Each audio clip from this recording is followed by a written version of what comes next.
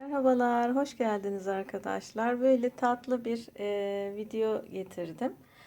Bu cici çantaların yapımını anlatacağım. İkisinin de yapımı mevcut bu videoda. Şöyle bu çantayı böyle el çantası, kol çantası olarak yaptım. Bu çantada böyle çapraz askılı, hani içine böyle telefon, cüzdan sığacak şekilde minik bir çanta. Şöyle. Evet, buna bir de böyle benzer deseni işleyerek böyle bir bek charm yaptım. Maskot şeklinde. Evet. İçleri böyle şöyle göstereyim. Astarlı e, böyle kenarlarına dantel diktim. Her ikisinde. Evet, şöyle göstereyim.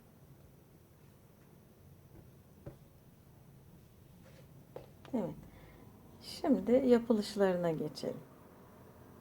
Bu arada hemen belirteyim arkadaşlar. Bu büyük çanta için yaklaşık 160 gram kadar iplik kullandım.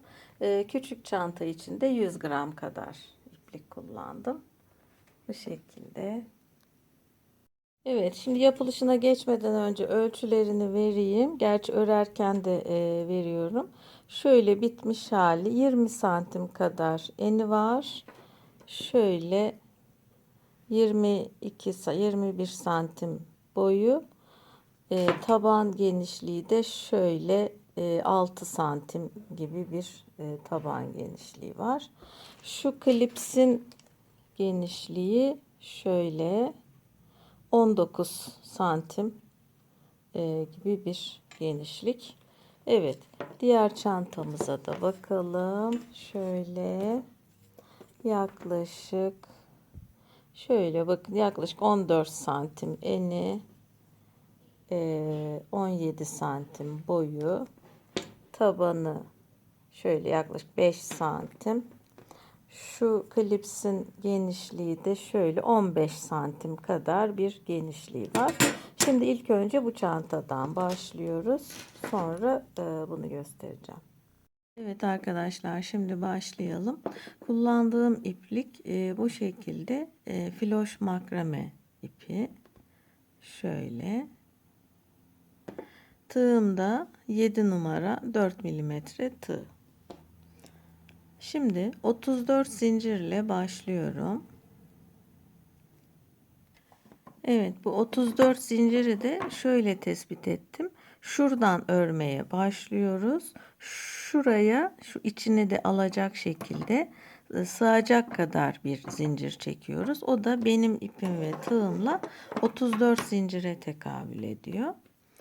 Evet, elimizi sıkmadan şöyle rahatça 1, 2, 3, 34 zincir çekelim. Evet, 34 zincirimi çektim. Şöyle bakın, şu mesafeden oldu. Evet, şimdi üzerine sık iğne yapacağız. Bütün örnek sık iğne üzerine kurulu. Bir zincir daha çekiyorum ve ikinci zincire batıyorum. Bu şekilde sık iğne yapıyoruz. Evet, sıra sonuna kadar gelelim. Evet, sıra sonuna geldim. Evet. 34 tane sık iğne yaptık. Şimdi arttırmaya başlayacağız.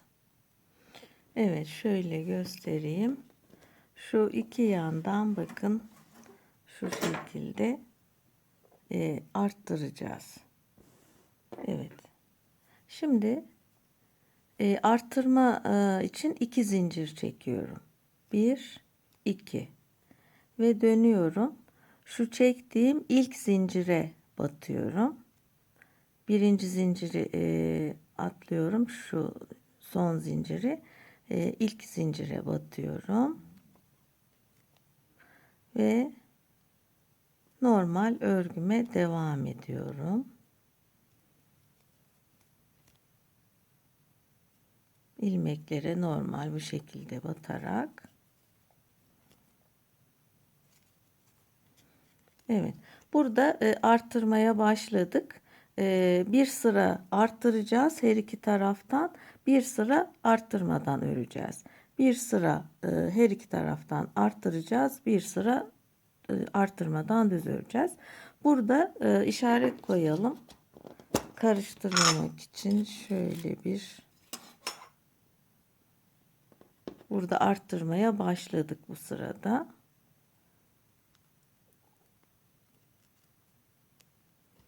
Evet. Şimdi sıra sonuna kadar örmeye devam edelim. Evet, sıra sonuna geliyorum. 2 ilmeğim kaldı. Sonuncuya da battım. Şimdi burada arttırdığımız için burada da arttırıyoruz. O da şöyle aynı ilmeğe tekrar batıyorum. Evet. 34 ilmekle başlamıştık. 36 ilmeğe çıktı ilmek sayımız. Şimdi bir zincir çekip dönüyorum. Bu sırada hiç artırma yok. Dümdüz örüyoruz. Devam edelim. Evet, sıra sonuna geldim. Son 2 ilmeğim var. Şöyle. Evet. Şimdi bu sırada tekrar arttırıyorum. 1 2 zincir dönüyorum ve şu ilk çektiğim zincire batıyorum. Bir ilmek arttırmış oluyorum. Normal örmeye devam ediyorum. Evet, son ilmeğe geldim. Burada tekrar aynı ilmeğe batarak arttırıyorum. Evet, her iki taraftan ikişer tane arttırmış olduk. Böylelikle ilmek sayımız 34 artı 4 38 ilmeğe çıktı. Bir zincir çekip dönüyorum. Burada artık arttırma yok. Dümdüz örüyoruz. Bu şekilde beşer kez beşer kez artıracağız arkadaşlar. Toplam 10 sıra öreceğiz. Her iki yandan 5 buradan 5 buradan 10 ilmek arttırmış olacağız ve ilmek sayımız şurada 44 ilmeğe çıkıyor şurada. Evet, bu şekilde devam edelim. Evet arkadaşlar, burada arttırdım, 5. arttırmamı yaptım. Şimdi sıra sonuna geliyorum ve sonuncu arttırmamı da burada yapıyorum. Toplam burada 44 ilmek oluştu ve şöyle bakın, şuradan arttırmıştık. 1 2 3 4 5 tane arttırmış olduk. 5 de buradan 44 ilmek oldu. Toplamda 2 4 6 8 10 sıra örmüş olduk. Santim ölçüsünü de vereyim. Şöyle bakın, 5 santim kadar bir mesafe örmüş olduk. Şimdi buradan itibaren artık şurada gördüğünüz gibi dümdüz, şöyle dümdüz örmeye devam edeceğiz. 44 ilmek olarak bir zincir çekiyorum ve dümdüz hiç arttırmadan örüyorum. Evet, bu şekilde devam edelim. Evet arkadaşlar, gövde kısmını tamamladım, ön tarafı. Şimdi tabanını yapacağız buraya. Sonra diğer arka gövdeyi yapacağız. Şimdi kaç sıra ördüm bakalım. Şöyle 2 4 6 8 10 12 14 16 18 20 22 24 26 28 30 32 34 36 38 40 42 43. Toplam 43 sıra oldu. Santim ölçüsü vereyim. Şöyle bakın, 21 santim 21 santim olmuş toplam uzunluğu. Evet, şuradan itibaren de şöyle 16 santim. Şu düz örmeye başladığımız yerden itibaren de 16 santim. Şimdi her iki yandan buralardan 5'er ilmek arttırmıştık. Şimdi burada 5 ilmek içeriden şöyle öreceğiz. Yani şöyle 5'er ilmek her iki taraftan içeri girip o şekilde öreceğiz. Şuradan başlayayım. Evet, bir zincir çektim. Şimdi 5 ilmek ilmek kaydırıyorum.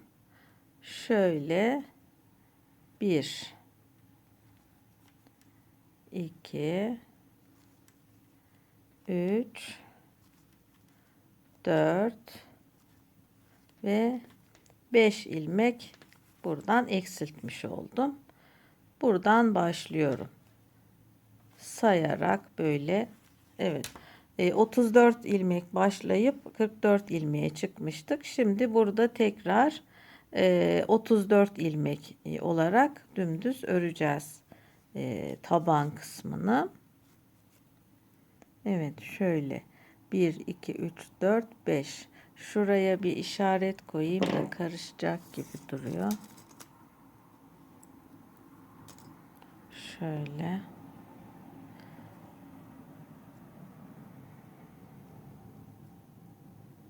Bir, iki, üç, dört, beş. Evet. Şuradan başladım.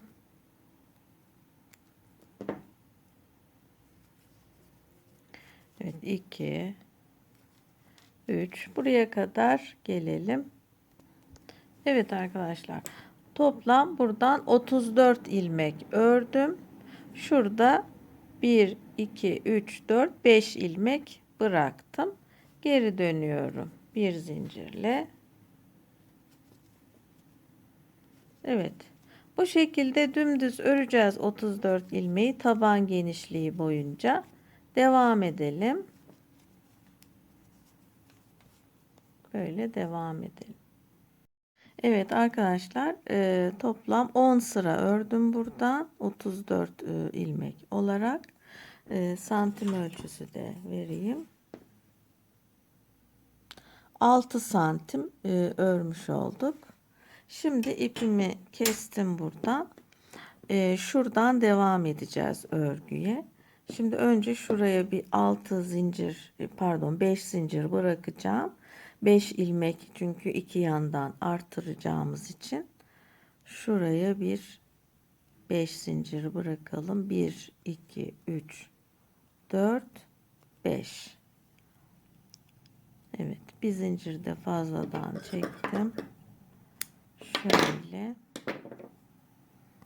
Evet. Şimdi şuradan başlıyorum. Sırayı şaşırmadan.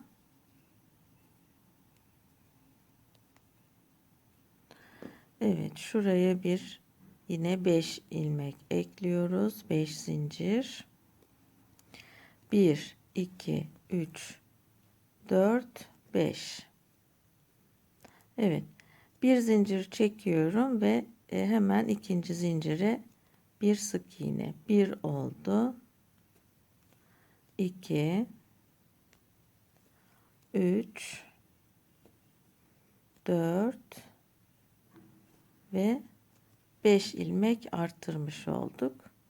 Şimdi buradaki esas ilmeğimize batıyoruz. Şuradan normal ilmeklerimize batıyoruz.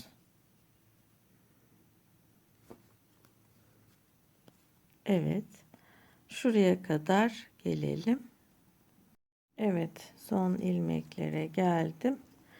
Şimdi bu çektiğim zincire 5 ilmek yapacağım. 1 2 3 4 ve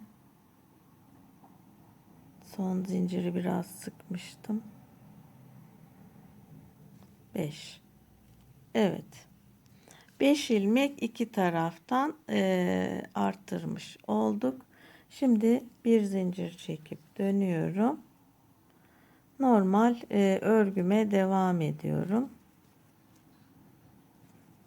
Diğer gövde kısmına geçtik. 44 ilmek olarak bu şekilde devam edelim.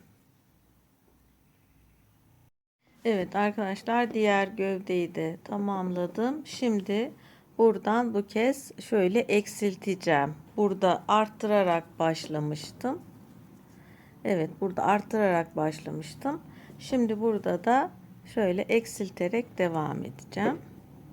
Aynen diğer tarafta yaptığımız gibi bir sıra eksilteceğiz. Diğer sırada hiç eksiltme yapmayacağız. Evet. Şimdi şu ilk ilmeği atlıyorum, diğerine batıyorum. Bu şekilde şuraya da bir işaret koyuyorum. İlk eksiltmeyi yaptığım taraf. Evet, buraya başlarken eksiltme yapacağım demek oluyor bu. Evet, bu şekilde sıra sonuna gelelim. Sıra sonuna geldim. Evet, son 2 ilmek kaldı. Şu şekilde ikisini bir alarak eksiltmiş oluyorum.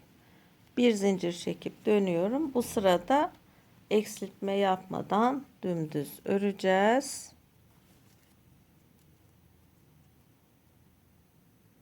Evet, şuraya batıyorum ilk ilmeğe, hiç eksiltme yapmadan. Sıra sonuna gelelim. Evet, sıra sonuna geldim. Bütün ilmekleri normal şekilde örüyorum.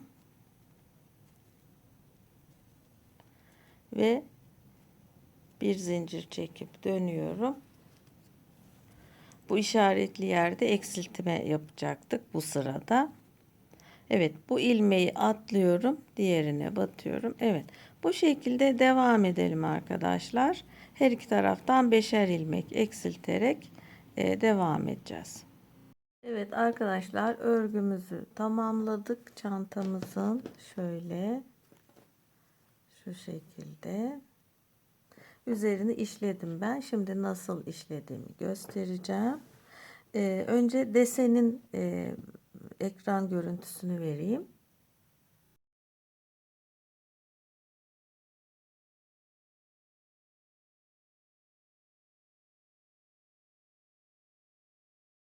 Evet, şimdi bunun için kullanacağım iplikler şöyle bakın.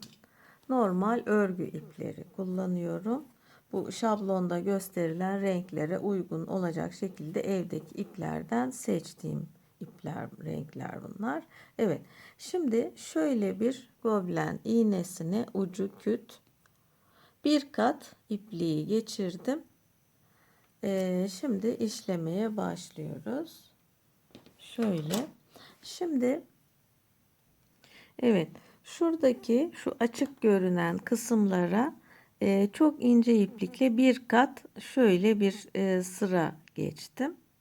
Şu şekilde modelin daha belirgin olmasını sağlıyor. Evet, şimdi bunu ortalamak için şöyle yapıyoruz. Desenin tam orta noktasından başlıyoruz işlemeye. Önce bu işleyeceğimiz alanın tam orta noktasını tespit ediyoruz. Buradan ve buradan sayıyoruz ilmekleri. Ortayı tespit ediyoruz. Sonra buradan ve buradan sayıyoruz. Orta noktayı tespit ediyoruz. İki noktanın kesiştiği yerde orta noktayı buluyoruz. Sonra desenin orta noktasını buluyoruz ve tam o orta noktadan başlıyoruz. İşlemelerde bu şekilde yer tespiti yapılıyor. Şimdi ben kolaylık olsun diye size şöyle göstereyim. Bakın şurada desenin en ucunda bir yaprak ucu var. Şöyle çarpı işi. Onun başladığı yeri göstereyim. Şöyle baştan 2, 4, 6, 8, 10. Şunu da sayarsak 11. 12 ilmek atlıyor. 13. de başlıyor. Şuradan. Evet. Şurası da iki kenardan da şöyle göstereyim. 1, 2, 3, 4, 5, 6, 7, 8, 9, 10, 11, 12, 13 ilmek ayırmışım. Şurası da aynı şekilde. Evet.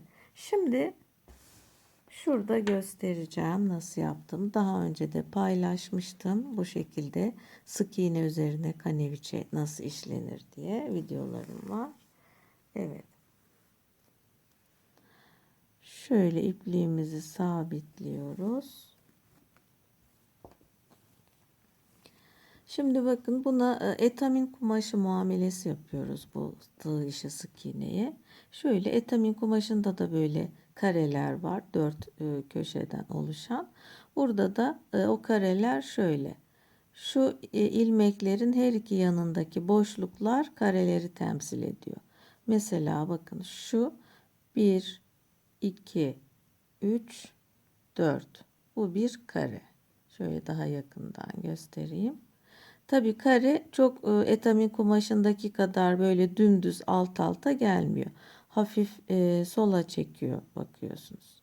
Şöyle 1, 2, 3, 4. Bu bir kare. Şimdi başlayalım. Şuradan. Evet. Şuradan ilmeğimi geçirerek başlıyorum. Sakın şuradan geçirmeyin. Bakın bu ilmeğin ortası. Halbuki ilmeğin kenarındaki şu boşluktan geçiriyoruz.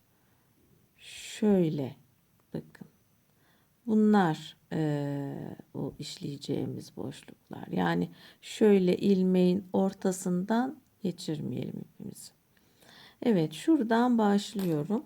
Bir de işlerken en önemli şey yani her işlemede ilk önce bu tarafa yapıyoruz. Sağ tarafa ilk çarpının ilk e, işlemesini.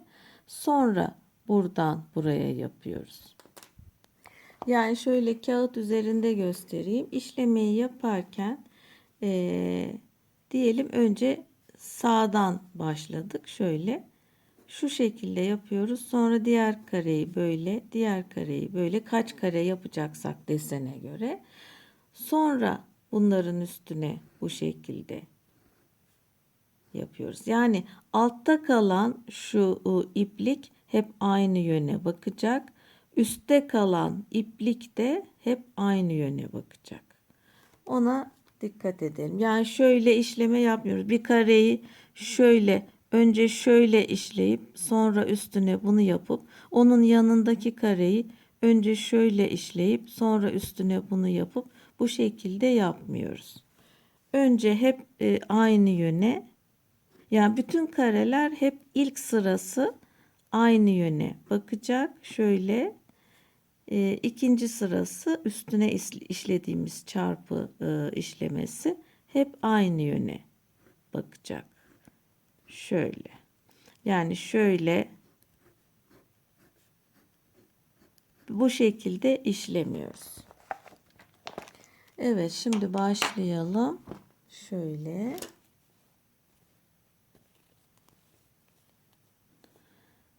Şuradan bakın. Geçirdim.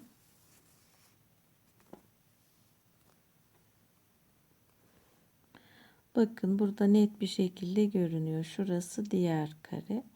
Oradan şu alttakine geçiyorum.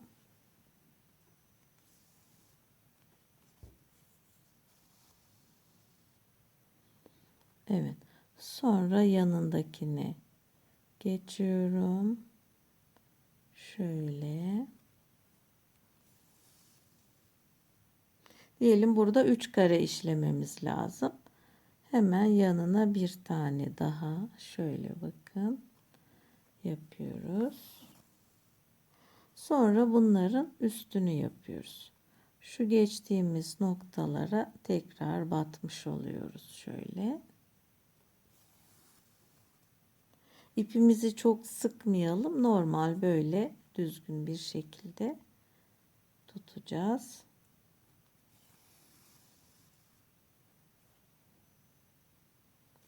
Evet. Şimdi burada belki ip değiştirmek gerekecek modele göre. Ben aynı iple devam ederek göstereceğim. Şöyle. Şimdi mesela şu karenin altında bir kare yapacağız. Onun için şuraya gidiyorum bakın. Hafif sola çekiyor bakın. Yani dümdüz bunun altında batacak bir yer olmuyor. İlmek şeyinden dolayı, örülmesinden dolayı. Evet, buraya battım. Şuraya batıyorum. Şuradan çıkarıyorum. Ve şuraya tekrar batıyorum. Evet, bu şekilde bu üçünün ortasına yapmış olduk. Diyelim şuraya bir kare yapacağız. Şu delik, şu ve şuna batacağız. Evet, bu şekilde desenimizi işleyelim arkadaşlar. Sonra astarlama kısmına geçeceğiz. Evet, şimdi astarlamaya geçelim arkadaşlar. Şu şekilde kestiğim keçe parçaları kumaşla kapladım her birini. Şimdi ördüğüm örgüden biraz küçük olacak şekilde şöyle üzerine tutup ölçebilirsiniz. Şuraya çünkü sap gelecek. Şu şekilde bunlar gövde. Şöyle şuraya sap diye işaret koymuştum. Evet. Şu taban. Şunlar da yan parçalar.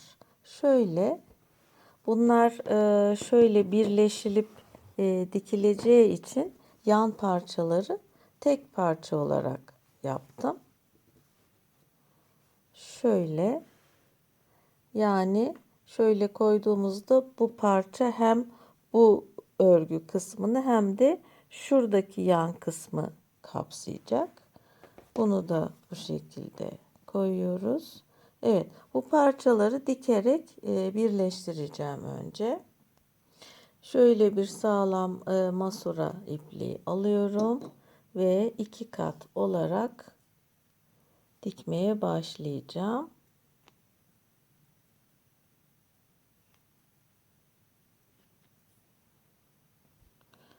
Şöyle tutuyorum tersten.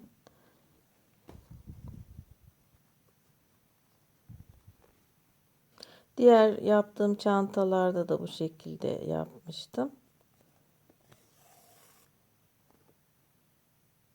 Evet, şöyle birleştiriyoruz dikerek. Evet, keçe kalıbımızı bu şekilde dikerek oluşturduk. Şöyle şu şekilde. Şimdi bunu çantamızı dikeceğiz. Şöyle tersinden şu yanlardan dikiyorum ve sonra burayı şu şekilde dikeceğiz. Şöyle olacak. Evet. Normal gene kendi ipliğiyle dikeceğim. Evet, ipimizin ucunu yakalım. Şöyle. Normal goblen iğnesine tek kat olarak geçirdim. Şimdi dikeceğiz. Şuraları boş bırakıyoruz. Evet, bir iğneleyelim.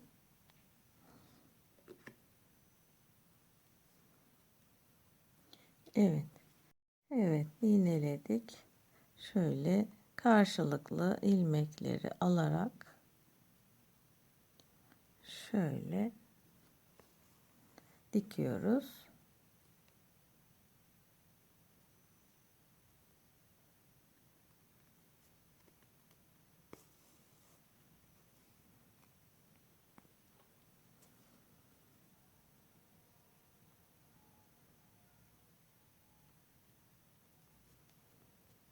Evet, bu şekilde dikmeye devam edelim.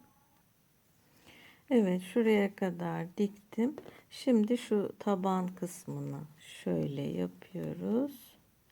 Şu şekilde burayı böyle dikeceğim. Şöyle yine karşılıklı dikiyoruz. Evet. Evet, şimdi klipsimizi dikeceğiz bu şekilde. Bunun için önce düzgün oturması için ortalayacağım. Şu orta ilmeklere işaret takalım. Evet, şöyle orta noktadan başlıyoruz. Önce ipliği sabitliyorum. Evet. Şimdi bunu çıkarabiliriz. Şimdi burada orta noktayı şöyle buluyoruz. Şuranın tam ortasına gelen şu delik orta nokta oluyor. Şöyle. Evet. Şuradan alalım.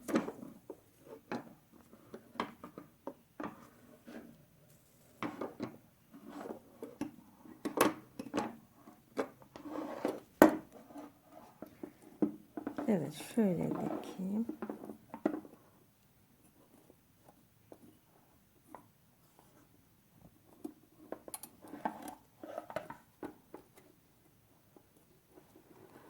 Şuraya geçirdik bakın.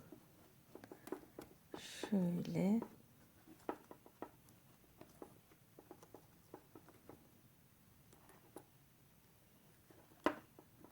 İçine yerleştiriyorum.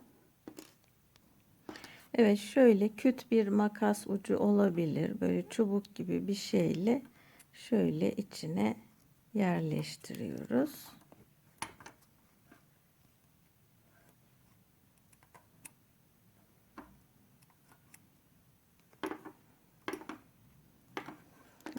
Evet, ortaladıktan sonra şu şekilde dikiyoruz. Şu delikten geçirdim. Sonra buradan çıkarıyorum. Şöyle. Evet. Buradan tekrar bir önceki delikten çıkarıyorum. Yani makine dikişi bakın. Şuradan çıkardım.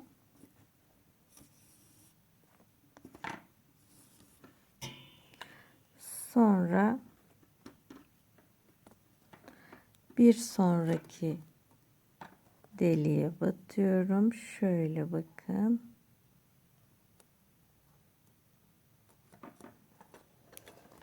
Evet. Buradan çıkardık. Ve bunu içeri doğru itiyoruz. Şöyle ilmekleri. Şu şekilde. Evet. Şimdi tekrar bir önceki delikten şuradan çıkarıyorum. Şuradan bakın. Şöyle göstereyim.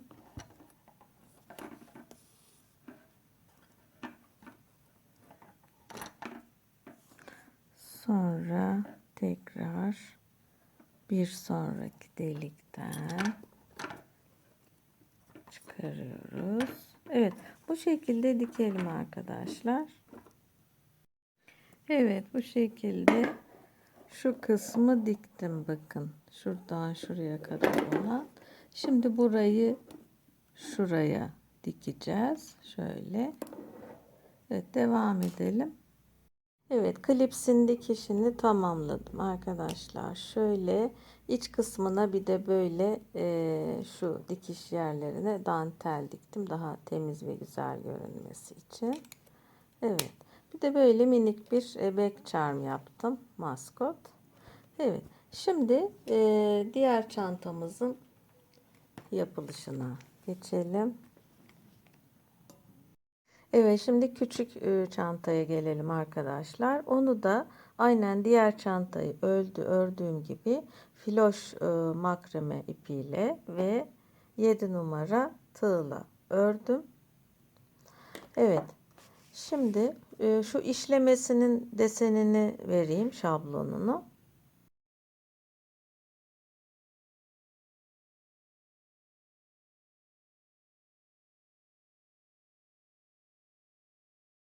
Evet, aynı ölçülerle işliyoruz. Aynı şekilde örgü yünleri kullanarak işledim bunu da. Şimdi burada sayılarını vereceğim. Örülüş yöntemi aynı çünkü. Sayılarını vermek yeterli. Şimdi şurada bakın 22 ilmekle başlıyoruz şu kısımdan ve kenarlardan bu kez 4 tane arttırıyorum. 4 artış yapıyoruz ve 4 buradan 4 buradan toplam 30 ilmeğe çıkıyor. Şurası 30 ilmek. Sonra 26 sıra dümdüz örüyorum. Sonra her iki kenardan böyle 4 ilmek buradan 4 ilmek diğer taraftan eksilterek şu taban kısma geliyoruz. 8 sıra örüyoruz şurayı. Sonra burası da aynı şekilde devam ediyor. Ölçüleri de böyle şu şekilde. Şu şablonu vereyim. Belki ekran görüntüsü alırsınız. Evet. Bu şekilde. Şimdi buna da astar yaparken bu küçük bir cüzdan olacağı için sadece taban kısmına şöyle bir keçe diktim. Gövde kısmına keçe dikmeyeceğim. Evet, burada kullandığım şu materyal klipsin ölçüsünü vereyim hemen. Şöyle bakın. Şu şekilde şuradan şuraya şöyle 15,5 16 santim gibi bir genişliği var. Şöyle. Evet. Şimdi bunu bütün etrafını kumaşla kaplayacağım. Şu şekilde bir kumaş hazırladım. Bunu şöyle kenarlarından kıvırıp şu şekilde dikerek bunun içini kumaşla kaplayacağız. Evet, bu şekilde kumaşla kapladım iç kısmını arkadaşlar. Şöyle şu şekilde minik minik dikiyoruz.